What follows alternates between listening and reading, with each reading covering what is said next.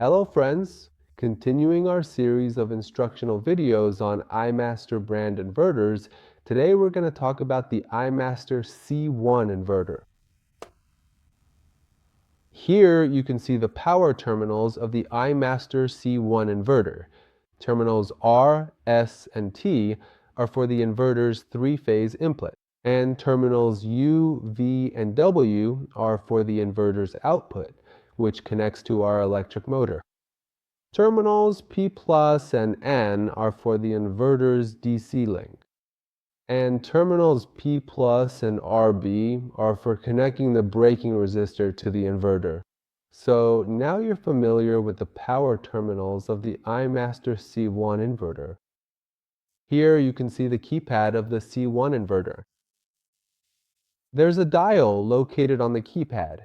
If you want to adjust or change the inverter's frequency output, you can simply use this dial to carefully change the frequency value and set the output frequency. You can clearly see the function key located right here on the panel. If you want to access the various parameter groups that are available within the C1 inverter, you must make use of the function key in order to enter and navigate into these groups. And if you wish to access or modify a specific parameter that is located within any of these groups, you will need to use the function key once again to do so. Additionally, you can observe the S, T, and R keys. The store key, which is labeled as store, is specifically used to save or retain the value of a parameter after you have made any changes. This ensures that your adjustments are kept and not lost. If you want to change a parameter's value in one of the groups, and you want to make sure that the new value is saved, you must use the STR key. This is important to ensure your changes are stored. You can see the up and down keys, or the up and down joysticks. To navigate between parameters in a group, you can use these up and down keys. Or if you want to change the value of a parameter, you can also use the up and down keys. You can see the run and stop keys. If you want to issue start and stop commands through the inverter's keypad, you can use the run key to start it and the stop key to stop it. Also, if you see an error on the inverter, you can use this red button or reset to clear that error. So that was an introduction to the C1 inverter's keypad, but in this tutorial video, we are going to set the inverter's frequency reference to the keypad for convenient frequency adjustment, and we will also set the start-stop reference, also known as our command source, via the keypad. This means we will use those familiar red and green buttons to start and stop the inverter. Now, if you want to enter the frequency value using the keypad on an iMaster brand C1 inverter, simply follow along with the instructions in this video. You'll need to enter parameter group A and set the first parameter, A01, to the number 2. By setting this parameter to 2, you've successfully set your frequency reference to the keypad. But once it's set to the keypad, where do you actually input the value? Where do you enter the frequency? It's in parameter F01. So enter parameter group F and input your desired frequency value into parameter number 1. So that's the frequency reference. Now, for the inverter start-stop, if you want to use the green and red buttons built into the keypad to start and stop the inverter. This time you'll need to enter parameter group A and set parameter number 2 to 0. If you set it to 0, your command source has set to the inverter's keypad. However, if you start the inverter from the keypad and the rotation is opposite to what you need, you'll have to change the rotation direction in parameter F04. In this tutorial, we want both our start-stop reference and our frequency reference to be set to the keypad. We mentioned parameter. A 02 for start-stop is set to 0, and a 01 for the frequency reference is set to 2. There's one more parameter we need to configure, and that's the maximum frequency. We'll set the max frequency value in A04, and then adjust the command frequency in parameter F01. Let's take all the sayings we've learned, apply them to the C1 inverter, and test out this feature together. Okay, here you can see the iMaster brand C1 inverter. The three-phase input for this inverter As we mentioned, our terminals are S and T. We connect our three-phase power input to the terminals. We connect R, S, and T, the RB and PD terminals, as we said, are for connecting the braking resistor up to 22 kilowatts to the inverter. And the P plus and the N terminals are for the DC link of the C1 inverter.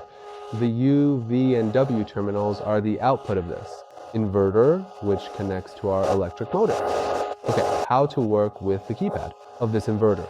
We said if we want to enter the parameter groups of this inverter, we press the function key. We've now entered parameter group D. If we want to move between the parameter groups of this inverter, we can do that using the up and down keys. Now, parameter group U, parameter group D, parameter group H, parameter group C, and parameter group B. And similarly, we can move between other groups.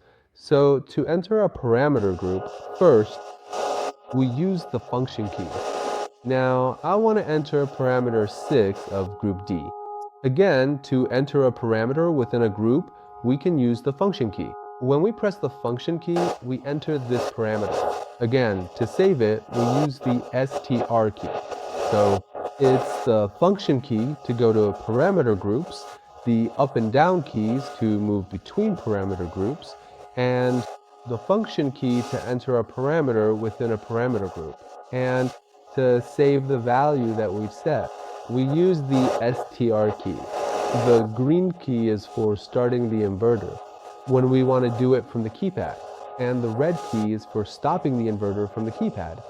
A knob is also provided here, which we said can adjust the inverter's output frequency through. This knob, well, in this tutorial video, we said we want our frequency reference to be from the keypad, and also to perform our start-stop using the buttons on the keypad itself. For the frequency reference, we said we must enter parameter group A. Parameter number 1. I'll enter this grow. Parameter number 1. Again, I'll enter it with the function key. We said if we want to do this from the keypad, parameter number 1 of group A must be set to 2. We set it to 2 and press the STR key to save it. For start stop, from the keypad, we also said we must enter parameter number 2. And set it to 0. If we set it to 0, our start and stop control will be through these two green and red buttons. I'll save it with the STR key and exit the parameter. Okay, now where should we enter our frequency command value? For the frequency command, we need to enter parameter group A. We enter parameter number 1, and we give it the frequency command value. Now I'll set it to 40, for example. I press STR, and it's saved. Alright, the maximum frequency parameter, as we mentioned, is in group A. I'm entering parameter group A.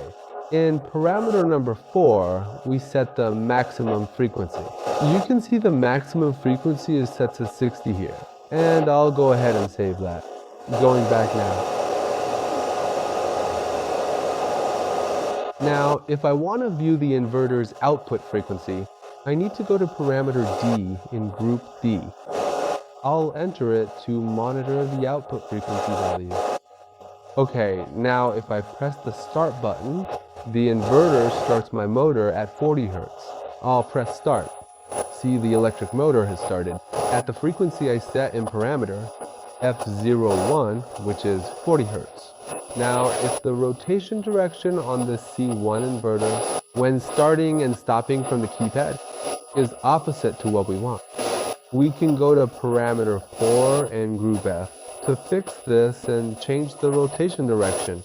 I'll stop the inverter now. The rotation was forward just now. To reverse it, I'm entering parameter group F. In parameter number 4, it's currently at 0. If we set it to 1, the rotation will be reversed. I'll save that. Going back to parameter number 1, in group D, to monitor the output frequency value. Now, if I start it, you'll see the rotation direction has changed.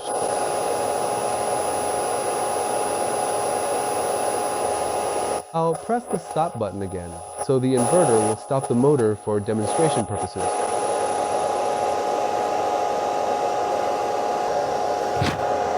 So, in this tutorial, we learned how to wire the power terminals of the C1 inverter. And we also learned how to operate the inverter's keypad. And we also learned how we should use the keypad to set the frequency on the C1 inverter and perform start and stop from the keypad of this inverter.